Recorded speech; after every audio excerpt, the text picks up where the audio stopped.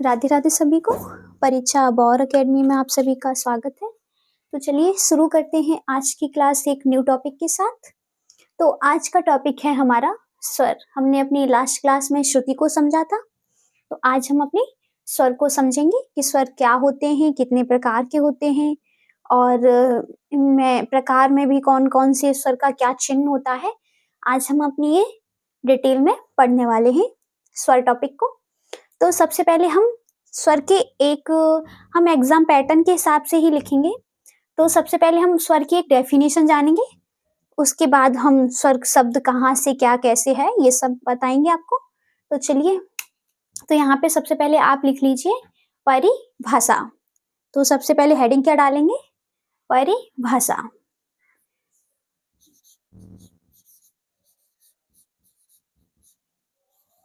तो यहाँ पे डाल लीजिए आप परिभाषा। तो स्वर की परिभाषा क्या है कि यानी कि स्वर यानी कि कोई ध्वनि तो होगी, कुछ भी बोलने से हमें अवश्य ही कोई ध्वनि सुनाई देगी। तो स्वर की परिभाषा क्या हो जाएगी कि जब कोई ध्वनि नियमित व आवर्त कंपनों से मिलकर बनती है, उससे हम क्या कहते हैं? तो स्वर कहते हैं। यानी कि यहाँ लिखेंगे कि जब कोई ध्वनि नियमित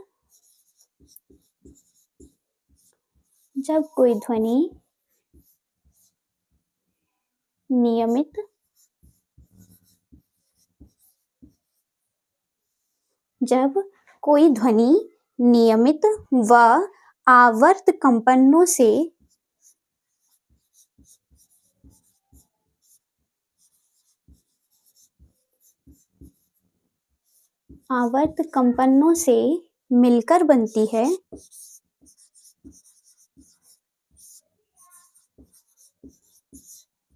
मिलकर बनती है उसे स्वर कहते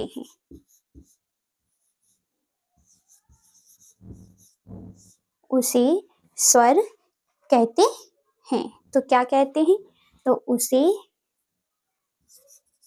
स्वर कहते हैं। दिखाई दे रहा होगा आपको कि स्वर की डेफिनेशन क्या हो जाएगी। तो जब कोई ध्वनि नियमित व आवर्त कंपनों से मिलकर बनती है उसे स्वर कहते हैं। ठीक है, यानी कि जो हमारा स्वर शब्द है वो किसके संयोग से बना है? तो आपको दिखाई दे रहा होगा स्व प्लस र, यानी कि स्वर शब्द आगे लिखेंगे इसी में कि स्वर शब्द स्व प्लस या स्व और र के संयोग से बना है।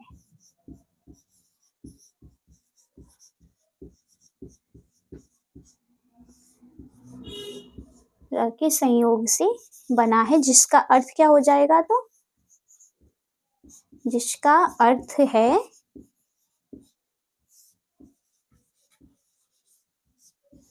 स्व, यानी कि स्वयं। स्व बराबर क्या हो जाएगा? तो स्वयं, और र यानी कि राजते। यानी कि एक श्लोक है जो हमारा ग्रंथ में वर्णित है कि स्वयं राजते इति स्वरा। तो क्या है? स्वयं राजते इति स्वरा। और जैसा कि इसके अर्थ से भी सामने आता है कि स्वयं और राजते, तो ये लिख लीजिए आप कि स्वयं राजते इति स्वरा।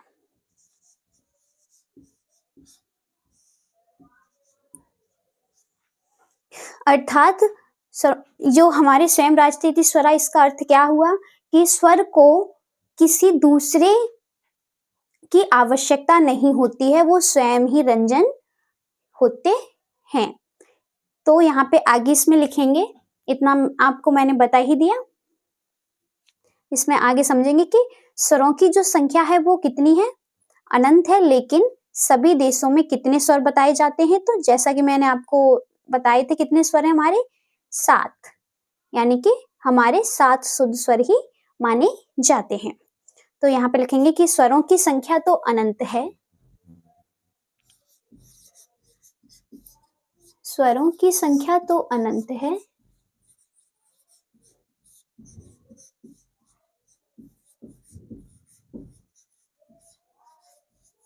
लेकिन सभी देशों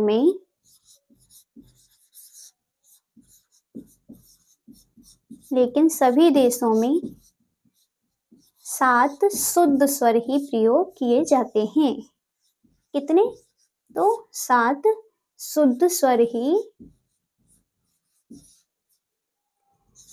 प्रयोग किए जाते हैं। कितनी? तो 7 शुद्ध स्वर ही प्रयोग किए जाते हैं, जो इस प्रकार हैं।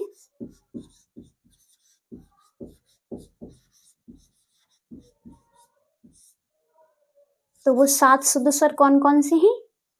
सा, रे, ग, मा, पा, धा, नी। और इन्हीं का जो नाम है फिर वो क्या हो जाता है? षड्ज, ऋषभ, गंधार, मध्यम, पंचम, धैवत, निषाद। तो हमारे कितने स्वर प्रयोग किए जाते हैं? यानी कि 7 शुद्ध स्वर ही प्रयोग किए जाते हैं। तो इतना नोट कर लीजिए, फिर मैं आपको आगे बताती हूँ इसमें कि जो हमारे 7 स्वर हैं इनसे ही एक शब्द बनता है।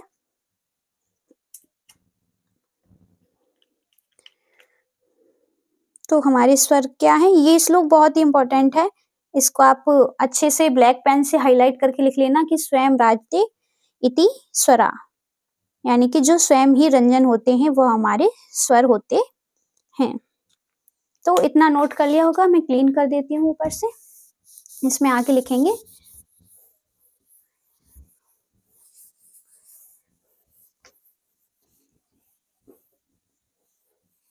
तो जो हमारे ये 7 शुद्ध स्वर हैं, सा रे गा मा पा धा नी, कौन से हैं? तो सा, रे, गा, मा, पा और धा और नी।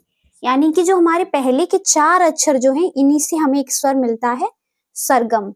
यानी कि 7 स्वरों को ही क्या कहते हैं? तो सरगम भी कहते हैं। तो यहाँ पे नेक्स्ट पॉइंट लिखेंगे कि 7 स्वरों को ही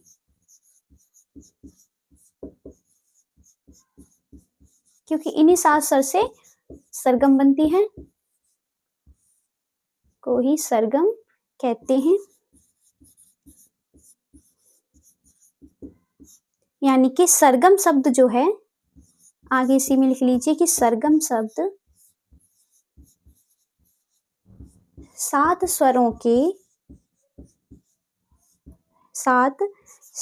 के पहले, जो हमारे पहले के जो 4 स्वर हैं, यानी कि 7 स्वरों के पहले 4 स्वरों से बनता है। कितने से? तो 4 स्वरों से बनता है।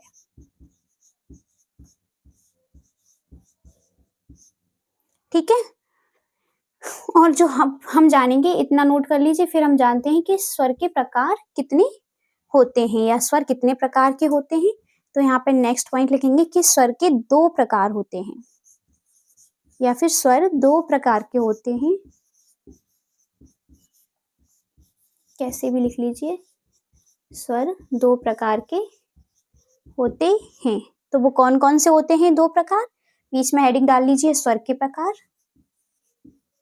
आइए हम अपने स्वर के प्रकार को समझते हैं। तो कौन कौन से हैं? तो नंबर 1 हो जाएगा शुद्ध स्वर और नंबर दूसरे तो हमारे विकृत स्वर। तो सबसे पहले हम अपने शुद्ध स्वर को समझते हैं, उसके बाद हम विकृत स्वर को जानेंगे। तो यहाँ पे लिख लीजिए फर्स्ट पॉइंट शुद्ध स्वर और विकृत स्वर, नंबर दूसरा विकृत स्वर। सबसे पहले हम अपने शुद्ध स्वर को पढ़ेंगे। तो हमारे शुद्ध स्वर क्या होते हैं? तो इसमें आगे लिखेंगे, सबसे पहले हेडिंग डाल लीजिए आप शुद्ध स्वर। तो क्या डालेंगे?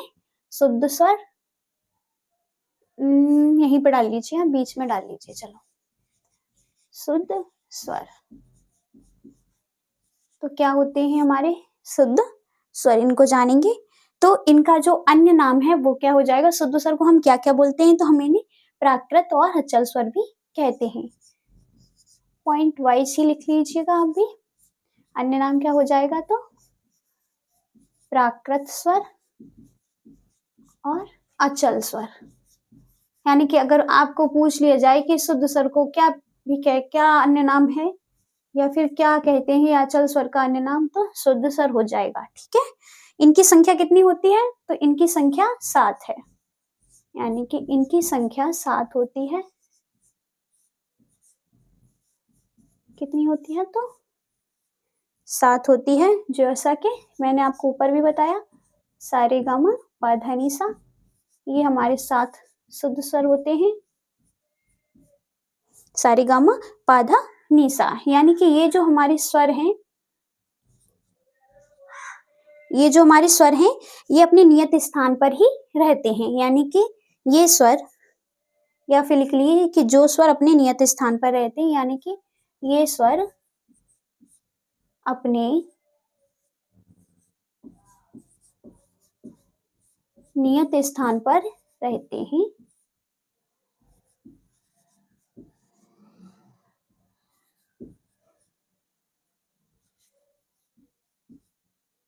नियत स्थान पर रहते हैं। ठीक है, यानी कि जो इनमें से जो हमने बताया आपको अचल स्वर, यानी कि हमारे 2 स्वर 7 स्वर में से ऐसे होते हैं जो कभी भी ऊंचे या नीचे अपने स्थान से नहीं होते हैं। तो वो कौन कौन से हैं, यानी कि सा और पा। तो यहाँ पे हम लिखेंगे कि इनमें से, या फिर लिख लीजिए कि सा कौमा पा अचल स्वर हैं,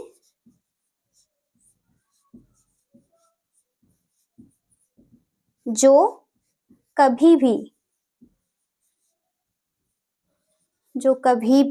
ऊंचे नीचे या जो कभी भी अपने स्थान से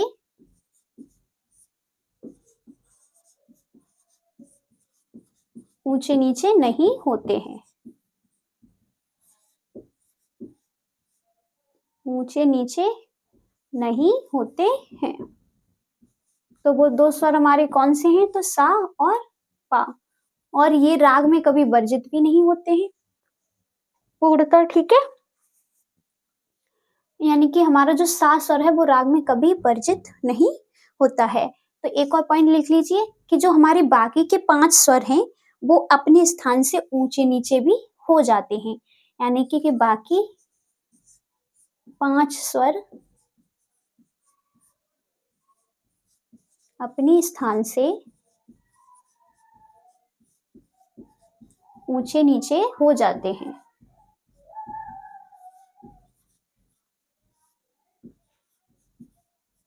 ऊंचे नीचे हो जाते हैं। इनके 2 रूप होते हैं, कॉमा इनके 2 रूप होते हैं।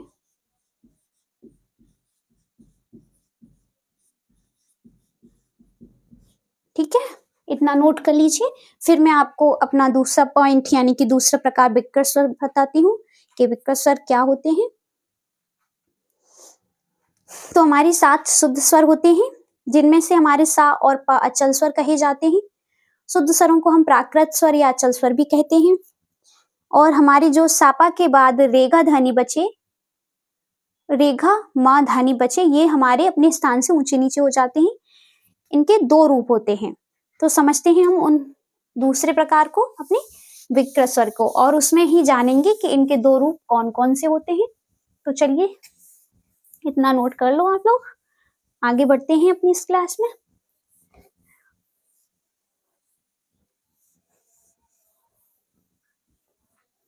जो ना समझ में आए वो आप मुझे कमेंट करके पूछ सकते हो। तो अब हम जानेंगे अपने दूसरा प्रकार क्या है हमारा, तो विकृत स्वर। तो यहाँ पे हेडिंग डाल लीजिए अब, विकृत स्वर।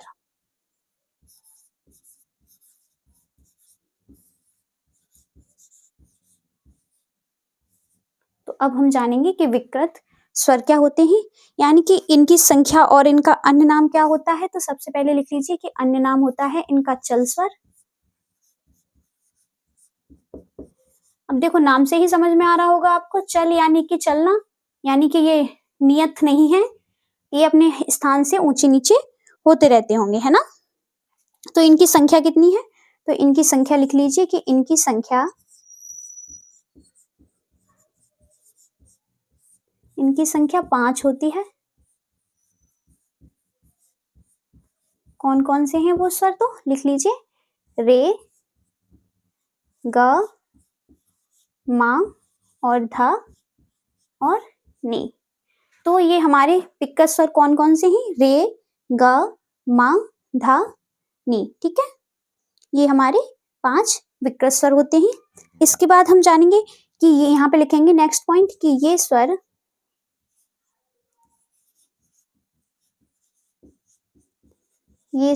अपने नियत स्थान से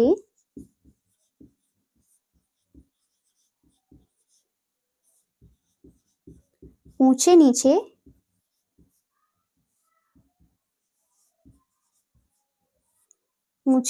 हो जाते हैं, इसीलिए तो इनका नाम रखा गया है कि चल यानी कि चलते हुए हो जाते हैं। और जो हमारे विकृत स्वर हैं इनके भी 2 प्रकार होते हैं, जैसा कि मैंने आपको उसमें बताया था कि जो हमारे 5 स्वर होते हैं इनके 2 रूप होते हैं। तो समझते हैं उन 2 रूपों को, यानी कि यहाँ पे लिख लीजिए कि विकृत स्वर के भी 2 प्रकार होते हैं। विकृत स्वर के भी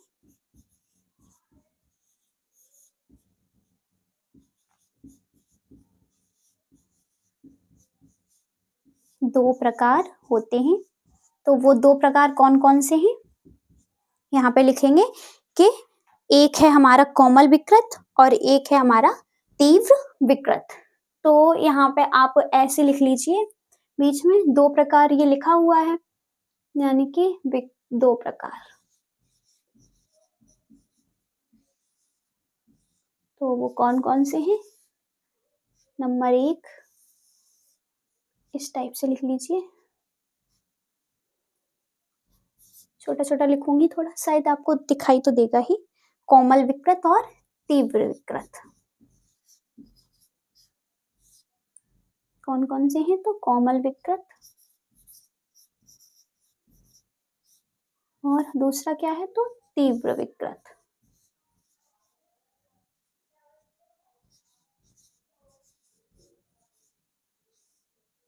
ठीक है, तो हमारे कोमल विकृत और तीव्र विकृत क्या होते हैं, तो इनकी जो संख्या है वो 4 होती है। तो यहाँ पे लिख लीजिए इनकी संख्या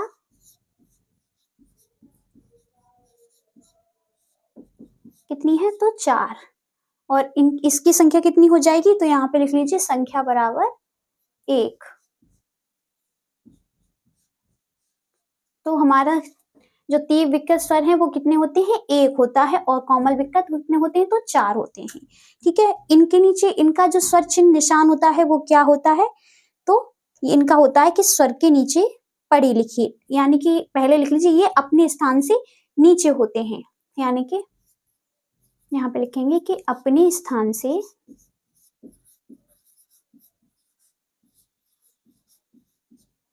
नीचे होते हैं, नीचे होते हैं। और ये जो है ये क्या होते हैं, तो ये अपने स्थान से ऊंचे होते हैं, ऊंचा होता है, यानी कि ये स्वर ये अपने स्थान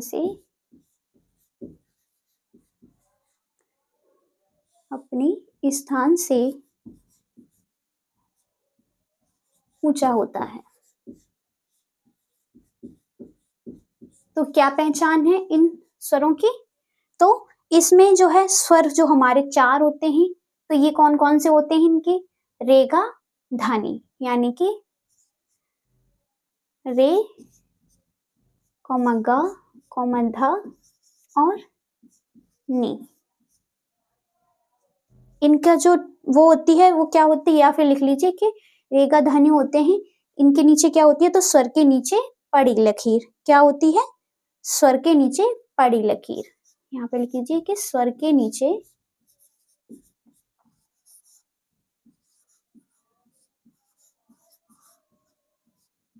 पड़ी लकीर, जैसे क्या हो जाएंगे, तो रे, ग, ध और नी। ठीक है, ये हमारे 4 स्वर होते हैं, ये कौन से होते हैं, तो ये कोमल विकृत होते हैं। और इधर लिखेंगे तो इधर क्या हो जाएगा, माँ तीव्र, यानी कि माँ। ये हमारा मध्यम जो है वो कैसा होता है, तीव्र तीव्र। तो इसमें क्या हो गया कि स्वर के ऊपर क्या हो गया, खड़ी लकीर, यानी कि यहाँ पे लिख लेंगे कि स्वर के ऊपर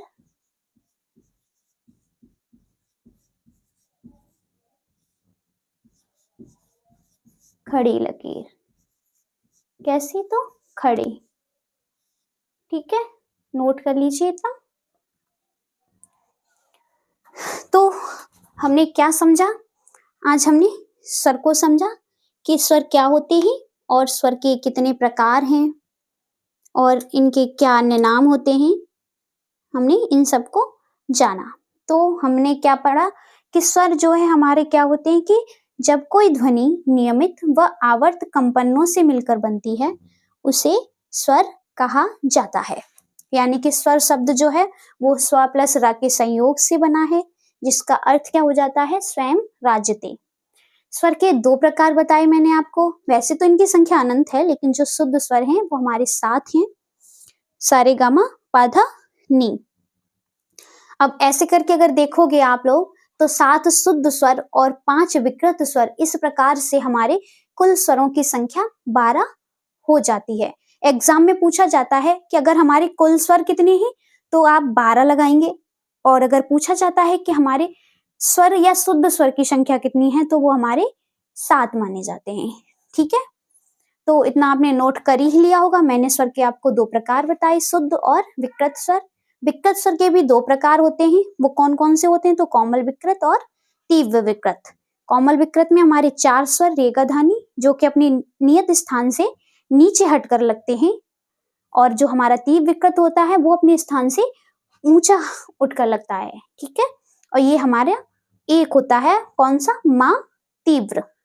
तो चलिए मैं आपको क्लीन कर देती हूँ ये। और जैसा कि मैंने आपको बताया, मैं आपसे फिर एक बार कहूंगी कि अगर हमारे एग्जाम में क्वेश्चन आता है कि संगीत में कुल स्वरों की संख्या कितनी है तो वो हमारे 12 माने जाते हैं, 7 शुद्ध और 5 विकृत स्वर। ठीक है,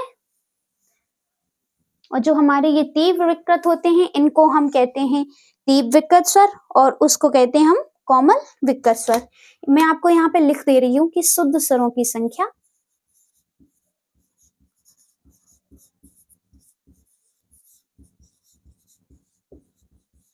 शुद्ध स्वरों की संख्या 7 कितनी होती है, तो शुद्ध स्वरों की संख्या 7, अब विकृत स्वरों की संख्या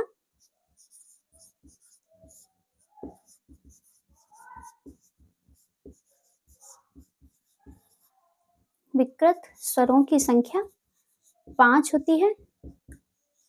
यानी कि कुल स्वर कितने होते हैं, तो कुल स्वर की संख्या कितनी हो जाएगी, तो 12 कितनी हो जाएगी, यानी कि 12।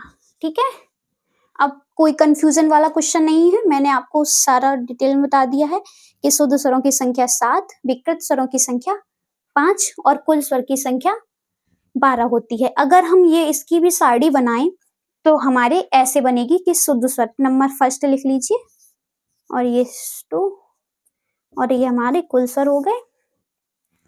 तो शुद्ध स्वर कैसे हो जाएंगे, सा रे गा मा पा धा नी,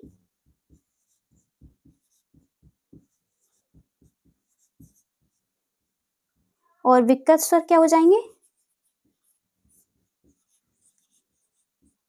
विकृत स्वर हो जाएंगे रे गा मा धा। जैसा कि मैंने आपको बताया रेगा धानी स्वर कोमल होते हैं और माँ हमारा तीव्र होता है। ठीक है, और अगर हम इसका कुल स्वर की सारणी बनाएं क्रम तो क्या हो जाएगा, कुल स्वर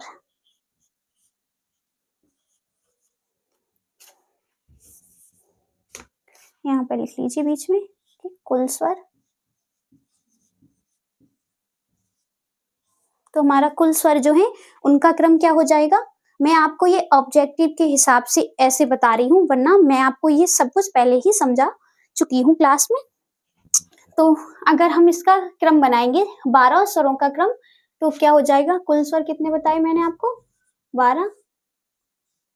तो कैसे लिखेंगे इनको? छोटा छोटा लिखना पड़ेगा वरना आएंगे नहीं। सा दिखाई दे रहा होगा आपको, मैंने ये जो सा लिखा है वो, ठीक है।